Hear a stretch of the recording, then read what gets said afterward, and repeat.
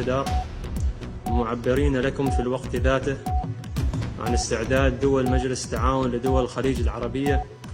للعمل والتعاون معكم ومع سائر الدول الأعضاء. سعادة الرئيسة، تؤكد دول مجلس التعاون لدول الخليج العربية على أهمية الشراكة الاستراتيجية الخاصة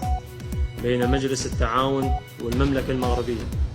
وتنفيذ خطة العمل المشترك، وعلى مواقف مجلس التعاون وقراراته الثابتة الداعمة لمغربية الصحراء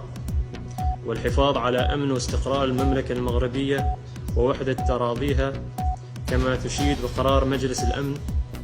2602 الصادر بتاريخ 29 أكتوبر 2021 بشأن الصحراء المغربية. ختام سعادة الرئيسة، تدعم دول مجلس التعاون لدول الخليج العربية كافة الجهود